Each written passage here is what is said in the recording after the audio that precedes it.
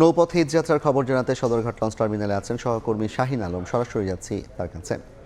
শাহিন, অমর রমজানেরও রোজার শেষে এলো খুশির ঈদ। পবিত্র শাওয়াল মাসের চাঁদ দেখা গেছে। আগামীকাল ঈদ উল ফিতর। আমরা আছি সদরঘাট লঞ্চ টার্মিনালে। আমরা সকাল থেকে দেখেছি যে এই টার্মিনাল থেকে বিভিন্ন গন্তব্যের উদ্দেশ্যে লঞ্চগুলো ছেড়ে গেছে, আর মাত্র অল্প কয়েকটি লঞ্চ এই ঘাটে আছে এবং একে একে সেই লঞ্চগুলো কিন্তু ঘাট থেকে ছেড়ে যাচ্ছে।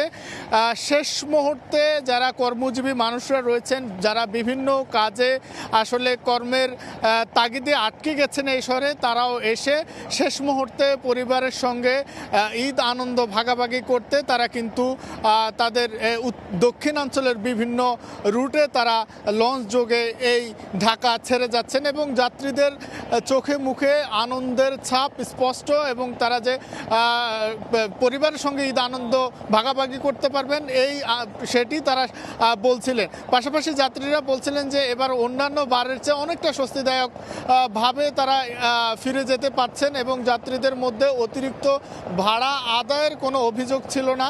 তবে অভিযোগ ছিল যে লঞ্চগুলো অনেকটা বিলম্বে কিছু কিছু লঞ্চ এখান থেকে ছেড়ে গেছে, সে অভিযোগ তারা করেছে। এছাড়া তেমন কোনো অভিযোগ আমরা দেখি নাই।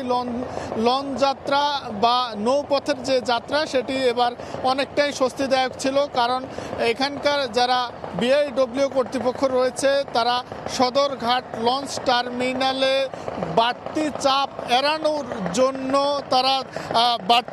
এড়ানোর জন্য তারা চেষ্টা করেছিলেন এবং অতিরিক্ত দুটি ঘাট কিন্তু এই কর্তৃপক্ষ তারা নির্মাণ করেছেন। তো এক কথা যদি বলা যায়, সদরঘাট থেকে ঈদযাত্রা অনেকটা স্বস্তিদায়ক ছিল। তো এই ছিল আমার কাছে ঘরমুখো মানুষের সদরঘাট লঞ্চ টার্মিনাল থেকে সর্বশেষ খবর।